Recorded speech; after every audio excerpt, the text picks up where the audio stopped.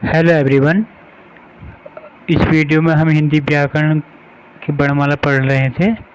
ये वीडियो हमने हिंदी व्याकरण की पहले ही बना दी है। अगर आपने नहीं देखी तो जाकर देख लेना। वीडियो पसंद आए तो लाइक कर देना, शेयर कर देना चैनल को। वीडियो शुरू करते हैं। संयुक्त वर्ण कक्षा त्रय ज्ञ। कुछ विद्वानों ने कक्षा त्रय ज्ञ को भी मूल व्यंजन ध्वनि मान लिया है। कक्ष के योग से कक्ष, त्रय के योग से त्रय और जय के योग से ज्ञ का निर्माण हुआ है। अतएव ये संयुक्त ध्वनियाँ हैं, इन्हें मूल ध्वनि मानना उचित नहीं है। तो आपको पता है ये संयुक्त वर्ण है, कक्ष त्रय ज्ञ और श्रय। तल बिंदु वाले वर्ण ड़ ढ आदि कुछ हिंदी शब्दों में ड ढ के नीचे और फारसी अरबी शब्दों में ए क ख ग ज फ के नीचे तथा कुछ अंग्रेजी शब्दों में ज तथा फ के नीचे लोग बिंदु तल बिंदु लगा देते हैं। जैसे हिंदी में है ड़ के नीचे सड़क, ढ आषाढ़, फारसी में जो है कवायत, खैर, गरीब, बाजार, फारसी।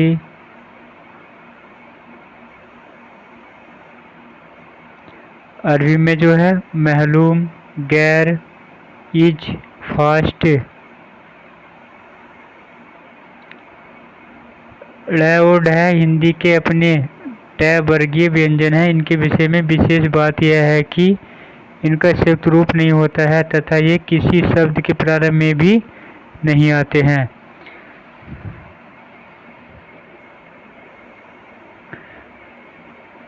ट्रिक नंबर 8, व्यंजनों की श्रेणियाँ। व्यंजनों को 3 श्रेणियों में बांटा गया है। स्पर्श व्यंजन, अंतःस्थ व्यंजन, उसमें व्यंजन। ये कई बार परीक्षा में हुए हैं। स्पर्श व्यंजन, जो व्यंजन कंठ, तालु, मूर्धा तालु के ऊपर दंत और ओष्ठ के स्पर्श से बोले जाते हैं उन्हें स्पर्श वर्ण कहते हैं। इनकी संख्या 25 है। तो स्पर्श व्यंजनों की जो स्पर्श वर्ण जो है इनकी संख्या 25 है। कौन कौन से हैं? क वर्ग में आता है क ख ग घ ण। च वर्ग में आता है च छ ज झ ण। ट वर्ग में आता है ट ठ ड ढ ण। ट वर्ग में आता है त थ द ध न। और प वर्ग में आएगा प फ ब भ म। ये 5 वर्ग समूह में बांटे गए हैं। प्रत्येक समूह को पहले वर्ण के आधार पर क्रमशः क वर्ग, च वर्ग, ट वर्ग, ट वर्ग, प वर्ग कहते हैं। अब हम देखेंगे अंतःस्थ व्यंजन कौन कौन से हैं। अंतःस्थ व्यंजन ये तो परीक्षाओं में बार बार रिपीट होते रहते हैं। अंतःस्थ व्यंजन कौन कौन से हैं? य र ल ब को अंतःस्थ कहते हैं। ये स्वर और व्यंजन के बीच अंतः स्थित है, इसी से ये ही व्यंजन है जो संधि में स्वरों के विकार के रूप में आते हैं। तो यह र जो है ये अंतःस्थ व्यंजन है। यहाँ आप याद रखना 4 हैं ये। अब देखते हैं उस व्यंजन आता है। उस व्यंजन कौन कौन से हैं? बड़ा सा है, पेट चला सा है, छोटा सा है और है। वर्ण को उष्म व्यंजन उष्म कहते हैं। इनके बोलने पर गर्म उष्म हवा मुख से निकलती है, इसलिए इन्हें उष्म व्यंजन भी कहते हैं।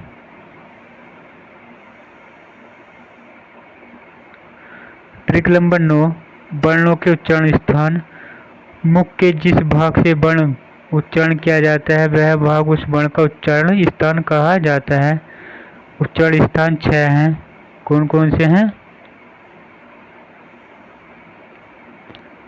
कंठ है, तालु, मूर्धा, दंत, ओष्ठ और नासिका। तो उच्चारण स्थान कितने हैं? 6 हो गए हैं। इनके बारे में आगे पढ़ेंगे अभी। उच्चारण स्थान के आधार पर वर्णों के निम्नलिखित भेद हैं। कौन कौन से भेद हैं अब पढ़ेंगे इनके बारे में। स्पर्श व्यंजन जो होते अभी पढ़े थे हमने। कंठ है, जिन वर्णों का उच्चारण कंठ से होता है अ कै वर्ग कै ख गै अण विसर्ग तथा है। तो कंठे व्यंजन कौन कौन से होगी है अ और कै वर्ग के जितने वर्ण हैं और विसर्ग और तथा है, ये सब कंठे में आते हैं। नंबर 2 पे है तालव्य। तालव्य में कौन आते हैं? जिनका उच्चारण तालु से होता है। छोटी बड़ी च वर्ग जितने आते हैं च छ ज झ झ अण तक यह तथा छ, ये क्या है? तालव्य हैं ये। नंबर 3 में आता है मूर्धन्य।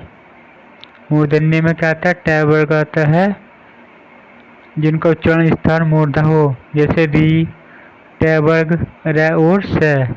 पेड़ चरासा वाला जो स है ये भी मूर्धन्य में आता है। नंबर 4 पाते हैं दंतीय, जिनका उच्चारण दांत के स्पर्श से होता है। जह त वर्ग आता है त थ द ध न तक ल और स, ये क्या होगी? दंतीय होगी। अगला आता है ओष्ठ्य, जिनका उच्चारण ओष्ठ के स्पर्श से होता है। छोटा ऊ बड़ा ऊ और प वर्ग ये जो है ओष्ठ्य में आते हैं।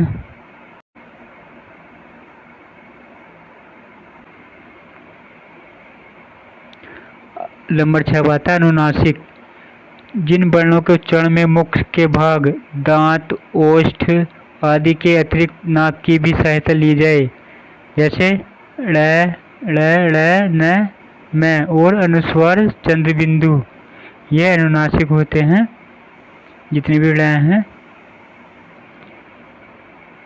कंठ तालव्य। नंबर 7 पाता कंठ तालव्य, जिनका उच्चारण कंठ और तालु दोनों की सहायता से हो, कंठ तालव्य कहलाते हैं। जैसे ये है ये, ठीक है, ये हो जाएगा कंठ तालव्य हो जाएंगे दोनों ये।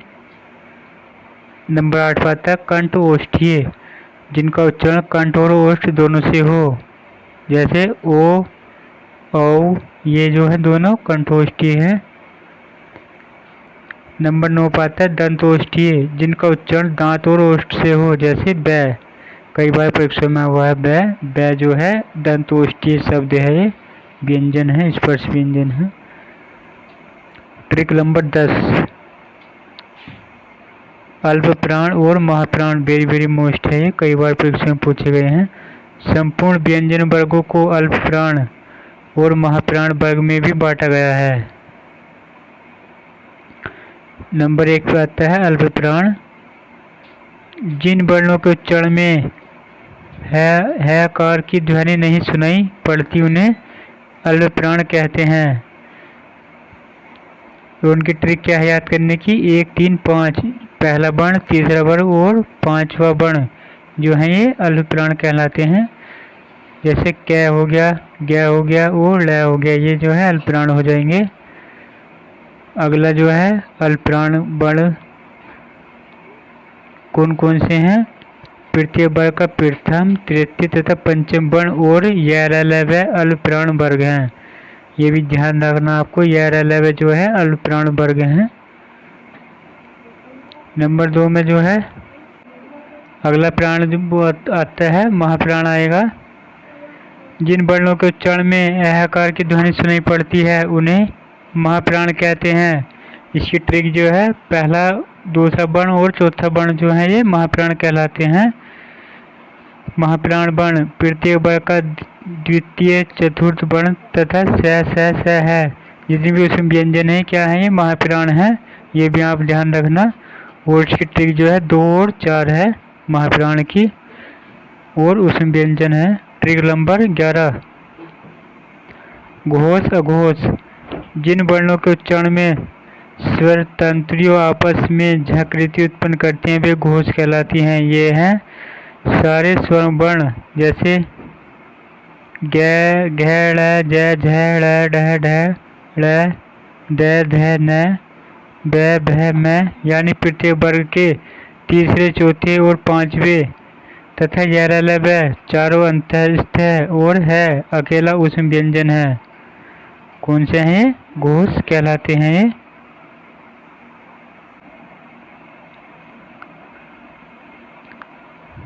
उस व्यंजन में जो है अकेला अकेला जो है ये अल घोष घोष हो जाएगा ये।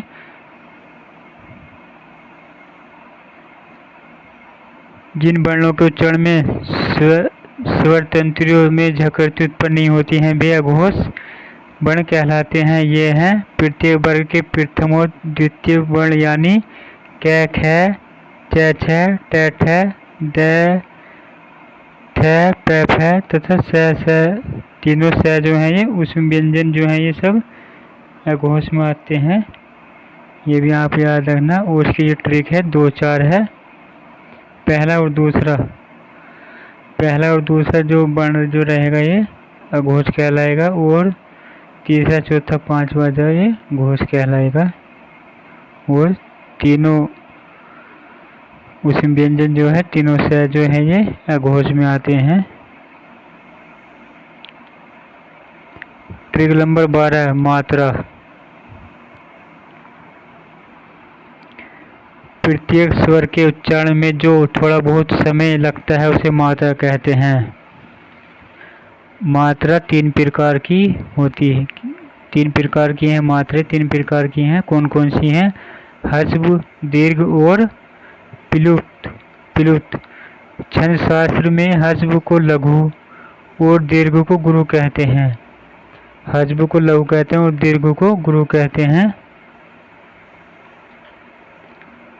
नंबर 1 पर ह्रस्व। एक मात्रा के उच्चारण समय को ह्रस्व कहते हैं, जैसे ए, ई, उ, री, ये जो है ह्रस्व है। नंबर 2 पे जो आता है दीर्घ आता है।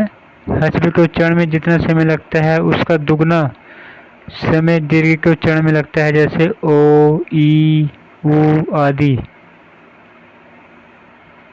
नंबर 3 पर आती प्लुप्त मात्रा। प्लुप्त ह्रस्व के उच्चारण में जितना समय लगता है उससे 3 गुना ह्रस्व के उच्चारण में जितना समय लगता है उससे 3 गुना समय प्लुप्त के उच्चारण में लगता है। इसका उपयोग संबोधन और संगीत आदि में होता है।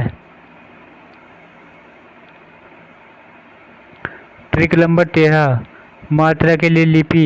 स्वर वर्ण जब व्यंजनों में जुड़ते हैं तब इनके पूरे नहीं बल्कि खंडित रूप रहते हैं।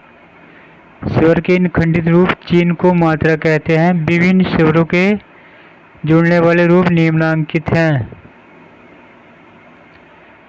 जैसे आ, ये आ की मात्रा होगी डंडे, ई छोटा ई की मात्रा ये होगी, बड़े ई की मात्रा, छोटे ऊ की मात्रा, बड़े ऊ की मात्रा।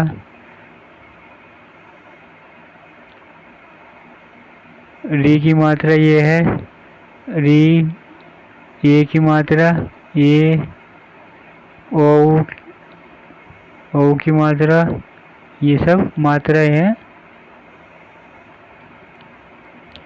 ए की कोई मात्रा नहीं होती। जब यह किसी व्यंजन से जुड़ता है तब व्यंजन का हल चिन्ह लुप्त हो जाता है, जैसे कै। तो इसका जो है जब ए जुड़ता है तो हलंत गायब हो जाता है, जैसे क्या हो गया। इसमें आ, ई, ओ इन चारों की मात्रा व्यंजन के बाद आती है, जैसे ई की मात्रा व्यंजन के पहले, ऊ, बड़े ऊ, री तथा री इन चारों की मात्रा व्यंजन के नीचे तथा ए इन दोनों की मात्रा व्यंजन के ऊपर लिखी जाती है, जैसे कै, का, की, किरय, के। इस प्रकार आपको हमारी वीडियो पसंद आए तो लाइक शेयर कर देना, चैनल को सब्सक्राइब जरूर कर लेना। और आप किस परीक्षा की तैयारी कर रहे हैं कमेंट में ज़रूर बताना। Thanks for watching this video.